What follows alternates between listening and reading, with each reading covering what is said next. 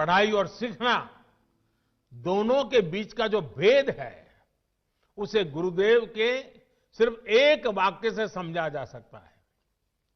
उन्होंने कहा था, मुझे याद नहीं है कि मुझे क्या पढ़ाया गया था, मुझे सिर्फ वही याद है जो मैंने सीखा है। इसे और विस्तार देते हुए गुरुदेव टैगोर ने कहा था, सबसे बड़ी शिक्षा वही है जो हमें न सिर्फ जानकारी दे बल्कि हमें सबके साथ जीना सिखाए। उनका पूरी दुनिया के लिए संदेश था कि हमें नॉलेज को एरियाज में, लिमिट्स में बांधने की कोशिश नहीं करनी चाहिए। उन्होंने यजुर्वेद के मंत्र को विश्व भारती का मंत्र बनाया। यत्र विश्वम भवत्येक नीडम, जहां पूरा विश्व एक नीड बन जाए, घोंसला बन जाए, वो स्थान जहां नित नए अनुसंधान हो, वो स्थान जहां सब साथ मिलकर आगे बढ़े। और जैसे अभी हमारे शिक्षा मंत्री विस्तार से कह रहे थे, गुरुदेव कहते थे, चित्तो जेथा भयम शून्यो, चित्तो जेथा भय शून्यो, उच्चो जेथा शीर, ज्ञान जेथा मुक्तो। यानी हम एक ऐसी व्यवस्था खड़ी करें जहां हमारे मन में कोई डर ना हो, हमारा सर ऊंचा हो और ज्ञान बंधनों से मुक्त हो। आज देश राष्ट्रीय शिक्षा नीति के माध्यम से इस उद्देश्य को पूरा करने का भी प्रयास कर रहा है। इस शिक्षा नीति को लागू करने में विश्व भारती की बड़ी भूमिका है। आपके पास 100 वर्ष का अनुभव है, विद्वत्ता है, दिशा है, दर्शन है और गुरुदेव का आशीर्वाद तो है ही है। जितने ज्यादा शिक्षा संस्थानों से विश्व भारती का इस बारे में संवाद होगा, अन्य संस्थाओं की भी समझ बढ़ेगी, उन्हें आसानी होगी। साथियों, मैं जब गुरुदेव के बारे में बात करता हूं तो एक मोह से खुद को रोक नहीं पाता। पिछली बार आपके यहां आया था, तब भी मैंने इसका थोड़ा सा जिक्र किया था। मैं फिर से गुरुदेव और गुजरात की आत्मीयता का स्मरण करा रहा हूं।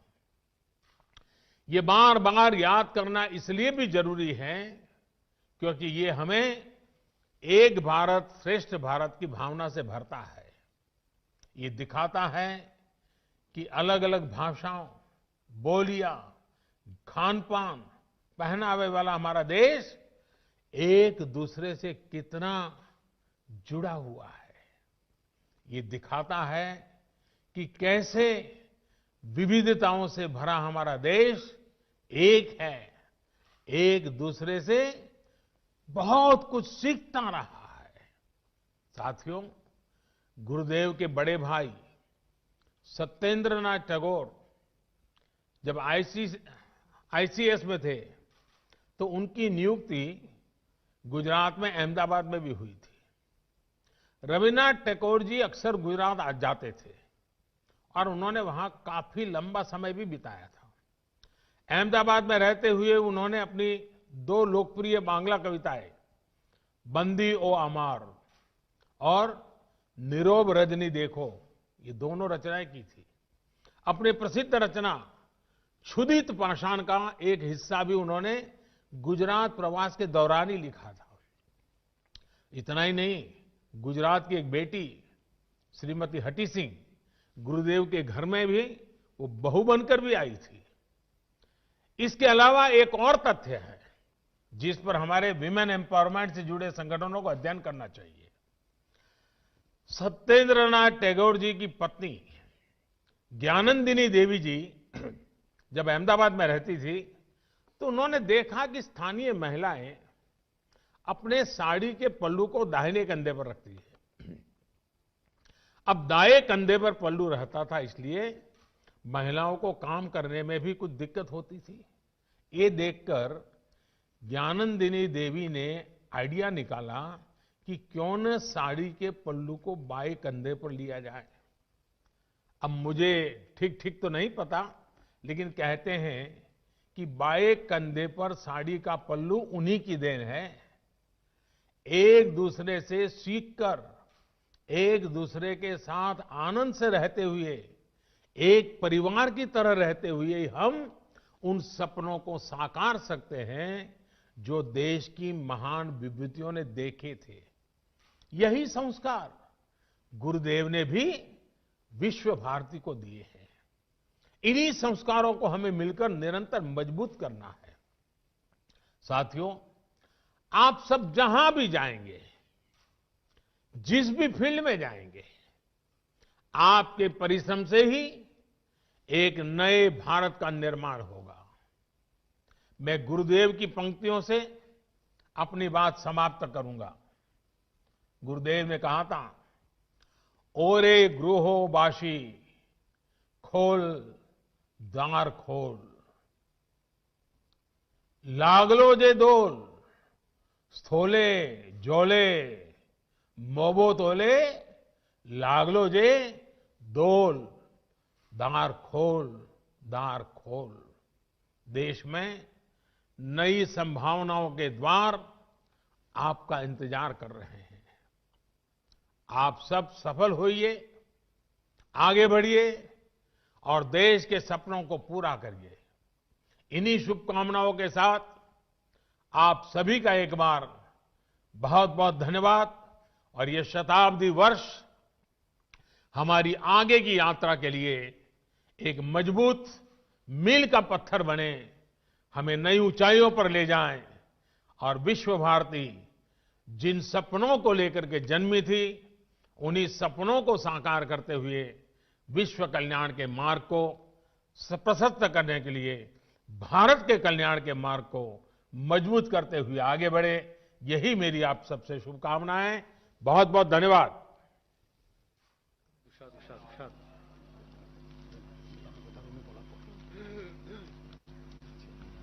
मेरा भी एक खुश नसीबी हूं मैं, क्योंकि आज इस कार्यक्रम के बाद हमारा जो आचार्य साहब को मैं प्रणाम करता हूं।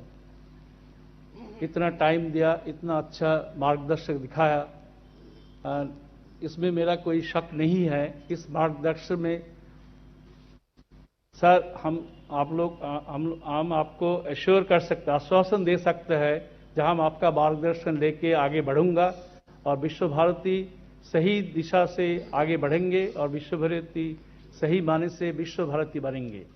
मैं आभार व्यक्त करता हूं हमारे शिक्षा मंत्री जी रमेश जी को। रमेश जी भी हम लोगों को मार्गदर्शक दिखाया, बहुत कुछ आइडियाज दिया, निर्देश के हिसाब से हम लोग आगे बढ़ेंगे।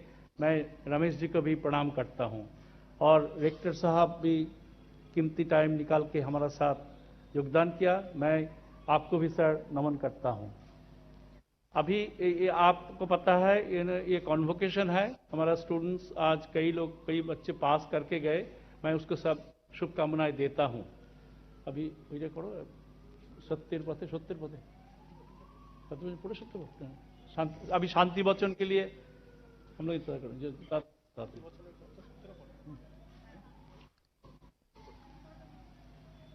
पृथिवी शान्तिरन्तरिक्षं शान्तिर्द्वौ शान्तिरापः शान्तिरोषधयः